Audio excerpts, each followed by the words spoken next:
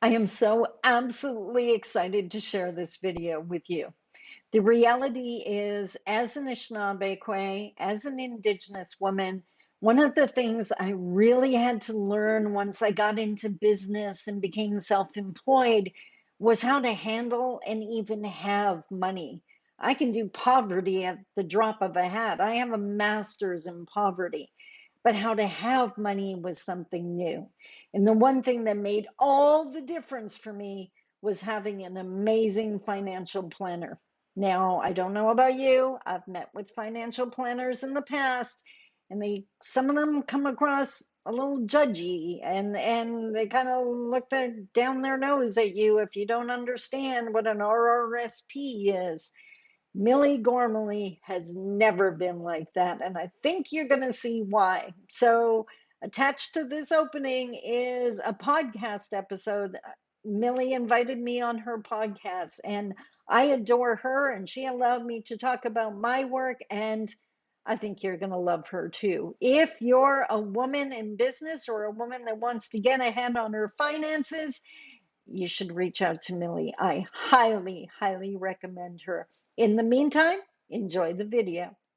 Welcome to Money Equals, a podcast with me, Millie Gormely. I think about money a lot as a certified financial planner professional. Well, I do. But for me and the women I work with, financial planning is not just about the money and the numbers and the charts and the graphs. It's about what those numbers mean for your real life and your real future. So let's talk. I am so excited for my guest today. Sandy Boucher is a dear friend of mine. We've known each other for years and years. And she is an Indigenous Canadian reconciliation guide, and she does amazing work. Sandy, we'll just dive right in here and tell us a little bit about what you do and who you are and what's everything. Let's go. I'm going to jump in for a second. 5 minutes left in the meeting. Did you know that? Well, that's on the calendar. Okay, Yes, sorry. We can talk as long as we want. Okay.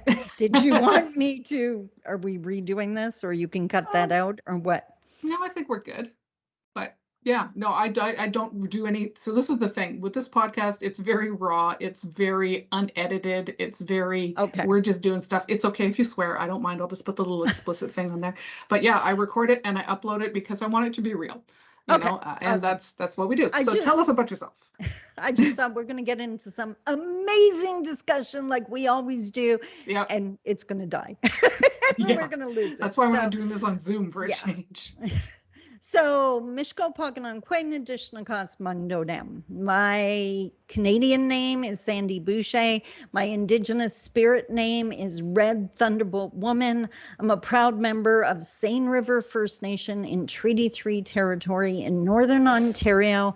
And I offer something that I believe so many non-Indigenous Canadians have never had an opportunity to consider or enjoy, and that is an Indigenous perspective on working together, on employment and training, on Canadian whatever's happening in politics. So I am not about shame or guilt at all. I have zero interest in someone feeling bad because then they're not going to do anything and we need some things to change.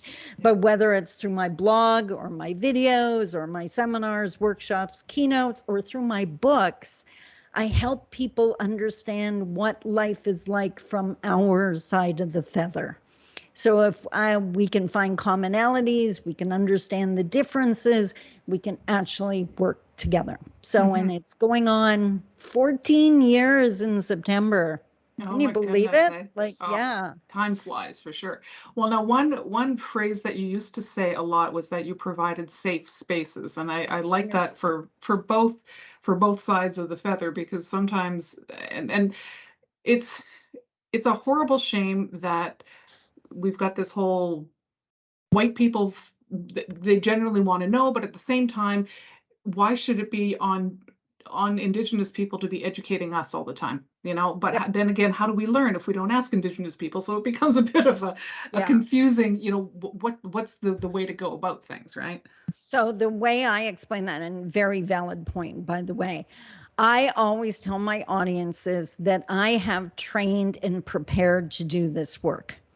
that when someone presents themselves on social media, on LinkedIn, in a seminar, as someone, this is my area of expertise, that is someone you can ask. That is someone who is prepared to be that educational guide. But you don't walk up to your average Indigenous person on the street and ask them a question, or what was suggested earlier this week, that when you meet a new employee in your organization and they're Indigenous, you bring up a stereotype to see if it's real. And it's like, please don't do that. Please, right? Right. What? I was like, pardon? Well, it's an opportunity to see if it's real. Don't do that. Please don't ever do that. Oh my God. And I got to admit, now this is like vulnerability, honesty, authenticity. That's a huge part of my work.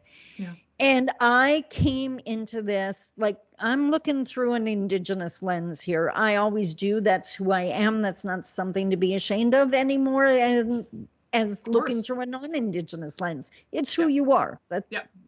You are beautiful. Don't argue with that.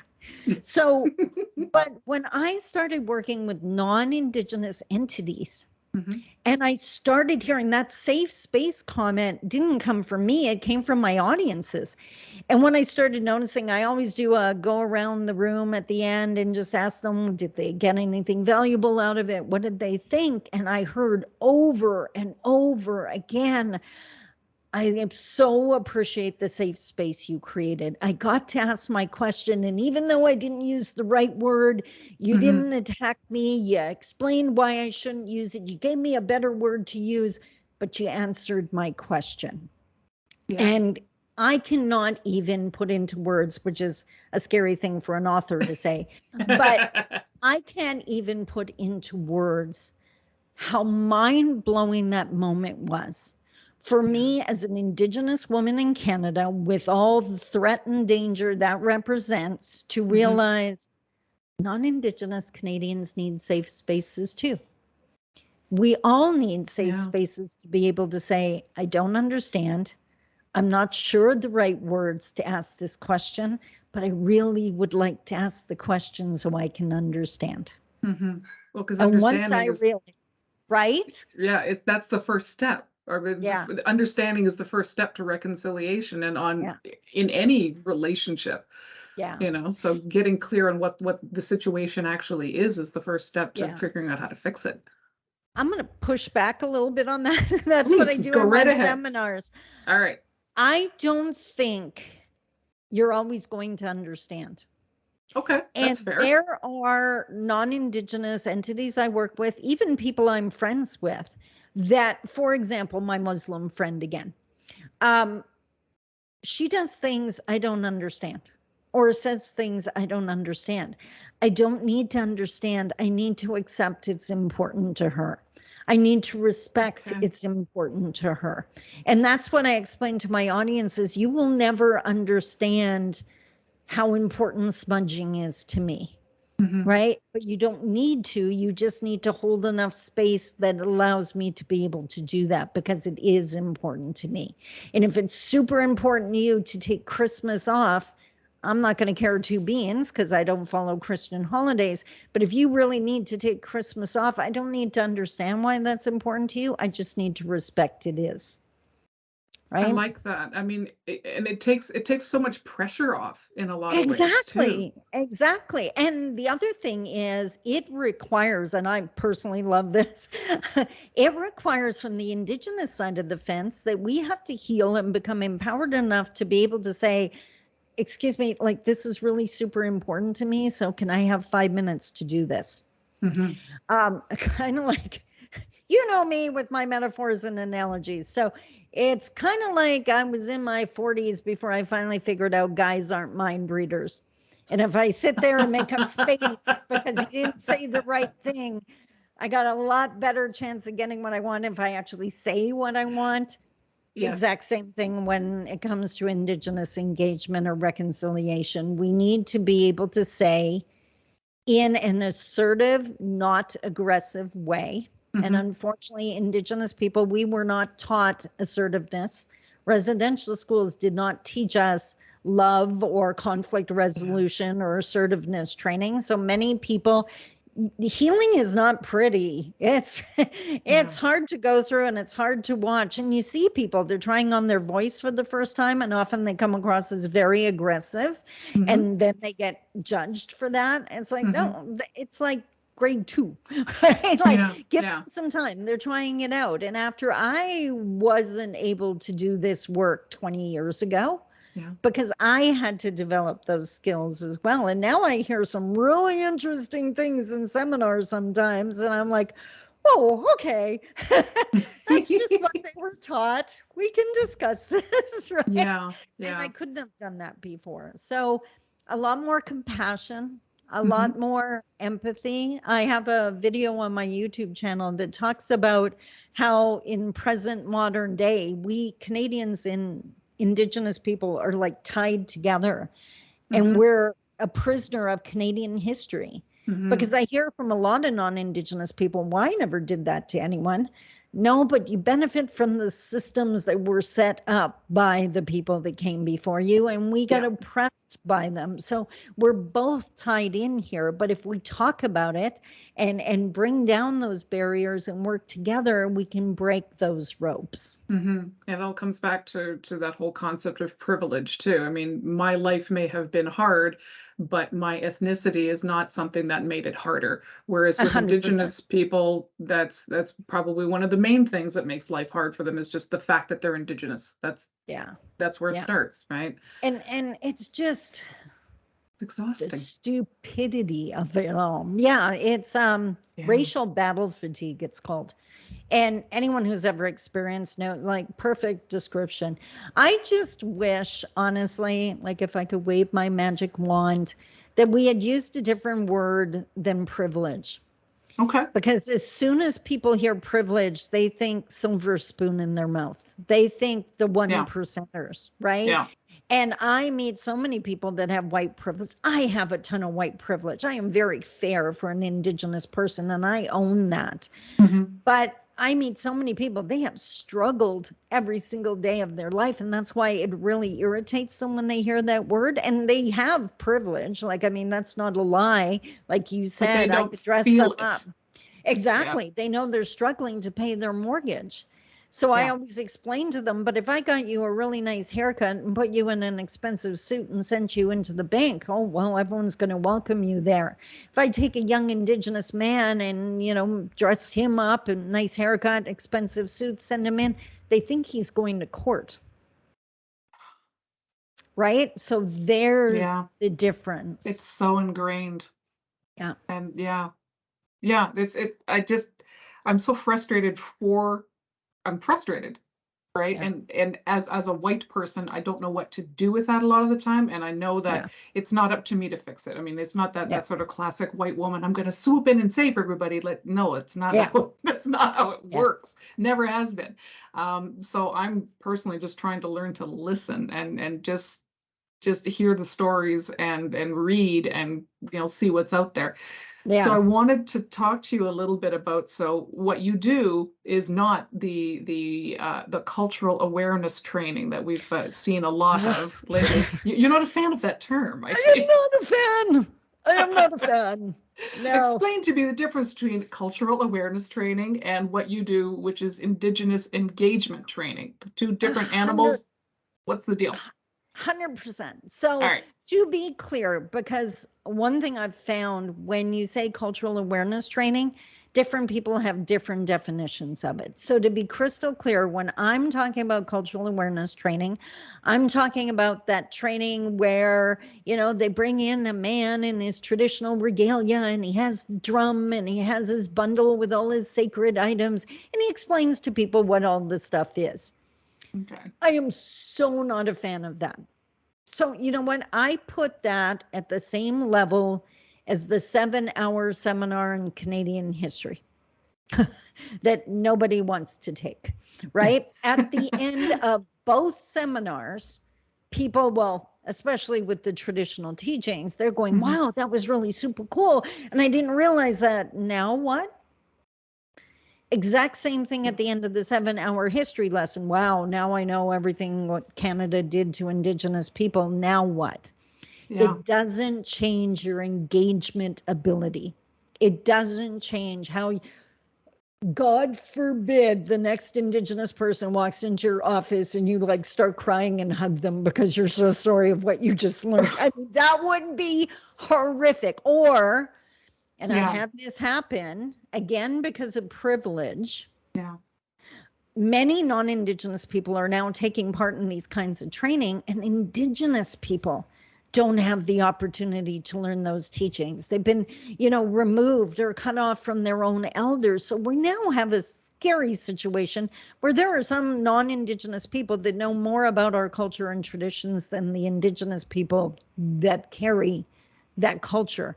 And there is nothing worse than having a non-Indigenous person come up and it's like, oh, well, like I thought we'd smudge at the beginning of the meeting. And how does the Indigenous person admit, I don't know how to smudge? Oh my God. Well, yeah, Right? that's And like, that happens, oh, right? So that's why I tell everyone, and the other thing I just got to say, non-Indigenous Canadians put so much pressure on themselves. It's ridiculous. Like, I have to say the perfect thing and I have to know all of this information and I must never make a mistake. It's like wrong side of the feather. I'm never going to understand everything about you, especially if I've never met you before. How sure. could you possibly know everything about me? But you could ask a question. Mm-hmm. What would you need at this meeting or event to make you comfortable? Not, do you want to smudge, but what would you need? Is the way we got it set up okay, or would you like to add in something? Creating the space for us to be able to do who we are.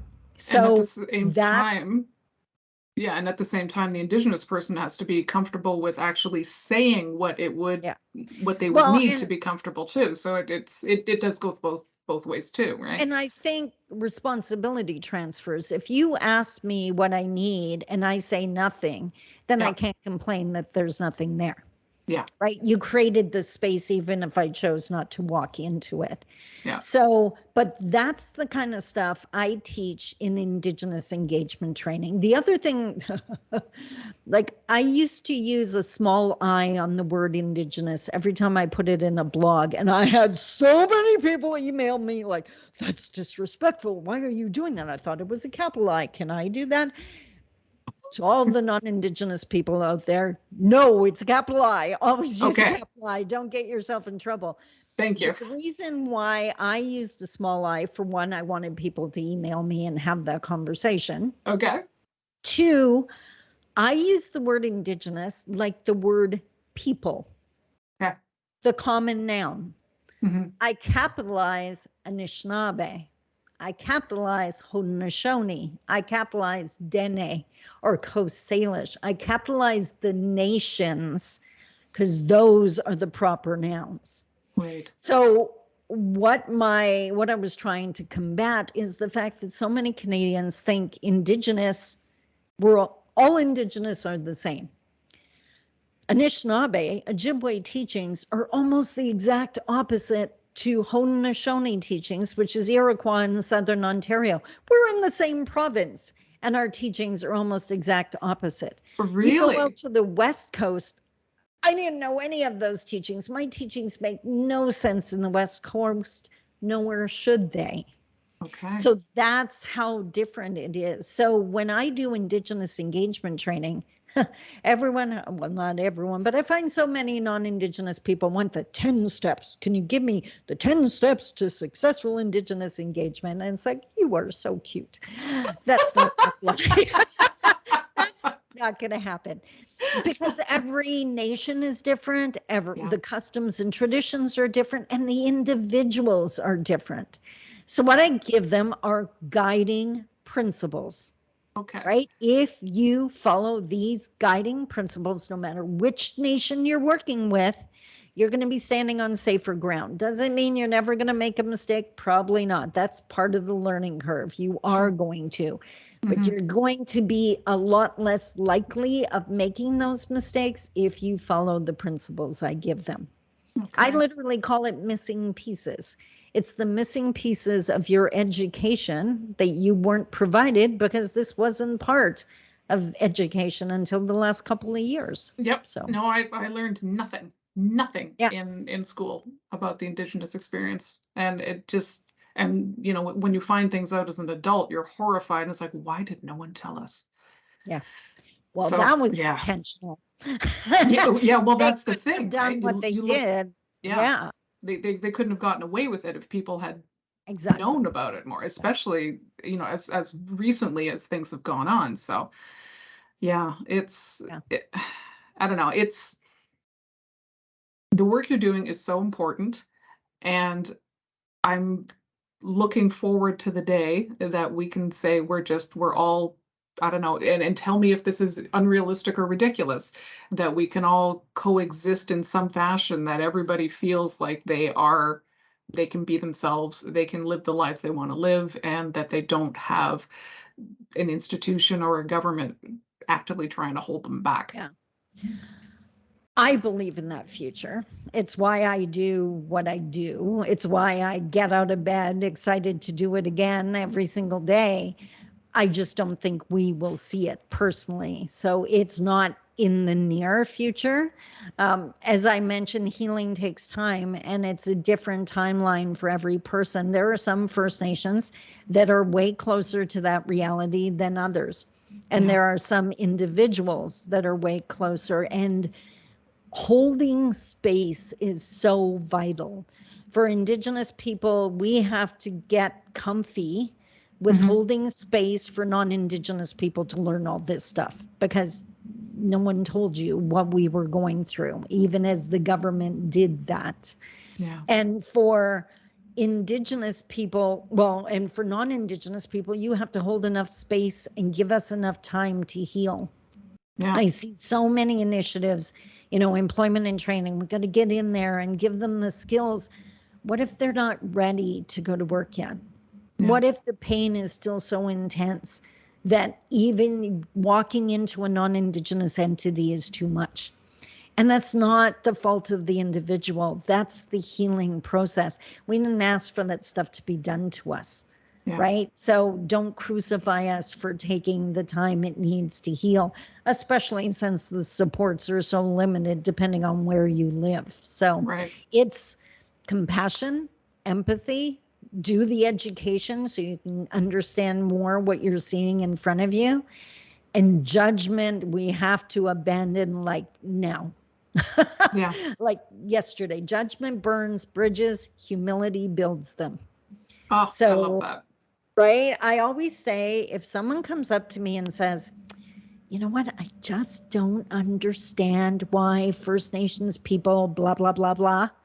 That's a humble question. That's Mhm. beautiful. I have all the time in the world to talk to that person. But if another person comes at me with, why don't they just, Get over it. that's judgment. That's not awful. humility. You are No. not ready to listen to me, and I have no interest in arguing with you. When you go off and lose that attitude and come back, then we can talk.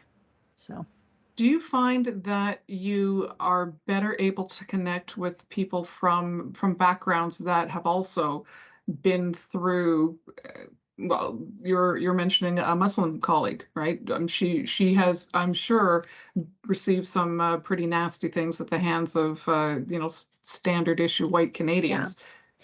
So BIPOC, right? Black, Yeah. Indigenous, or people of color. So the other marginalized groups, absolutely. We definitely, and we have to be careful. One of my pet peeves right now is a lot of corporations are hiring DEI, so diversity, equity, and inclusion, Hmm. but they hire a Black person to do DEI, and they're expected to also be able to do Indigenous engagement. And it's Yeah. like, what? And in the same way, I could never do a seminar on Black engagement. Where's the Hmm. humility in that? That would be going against my own teaching. So again, trying to now put us all in the BIPOC envelope, right? And it's Yeah. just the same, everyone's marginalized. The people I have the hardest time with, and we talked about the common term is white poor a little bit, Mm-hmm. that they're struggling, but they have privilege. They struggle. The ones that I struggle the most with are people that historically were originally marginalized and now they're not. For example, Italian. Okay. At one time, there was huge Yep. racism and discrimination against Italian people, and now they're seen as established and part of mainstream. So from them, I hear, well, if you think you had it bad, like you should have seen what we went through. And it's like, really? Did they take your kids? Did they did assume not. just because of your skin color that you couldn't parent?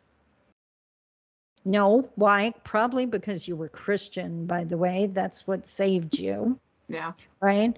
To this day, I will have someone want to introduce me to someone who's a good Christian woman or good Christian man. My brain instantly goes to, as opposed to what? Because I'm not Christian. Yeah. So exactly how are you describing me? And why is that in this discussion? Why does it matter? Yeah, right? Like I'm Yeah. a good person. I would love to meet a good person. The Christianity part didn't have to play into this. And there's nothing wrong with being Christian. Let me be crystal clear.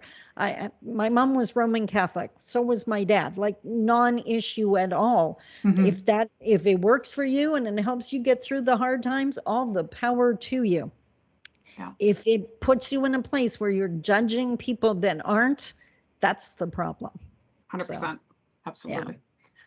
All right. I think I'm going to wrap that up now just because we could talk for hours. Absolutely. And I would love to have you come back again, but I think that's enough for one chunk for people to digest and think about. I'm going to put your website address in the show notes if I could, for people to find out more and to learn more about Indigenous engagement, because that's what we need to do is we need to engage with each other to move forward. And that's something that's really important. And that's what this country needs. And that's something that Sandy's doing a lot of work towards. And thank you for doing that. Thank you. And even more so, I would suggest because it can get overwhelming so incredibly quickly, right? Yeah. Like there's just so much to try to understand or learn. I always suggest to go subscribe to my YouTube channel because I do that little 5-minute video every day. So it's one little bite. That's it. It's not overwhelming. You go on with your day, but tomorrow there's another little bite and you'll be surprised how much you understand just a week, 2 weeks in. So awesome. I try to keep it easy and supported for people, and that would be the way to go. Okay, perfect. I will make sure that link is there too. All Awesome. right. So remember, money is not the most important thing in life, but getting your money shit together can certainly improve a lot of other things in your life. So if you want and or need a financial planner and you want to work with someone who gets you, well, perhaps I might just be that perfect fit. So book a chat. Let's get to know each other, and perhaps working with me is something that might work for you. Thank you very much for joining me and my guest, Sandy Boucher. And remember to sign up for my weekly e-news, all that kind of good stuff, and have a great time, and we'll see you next time.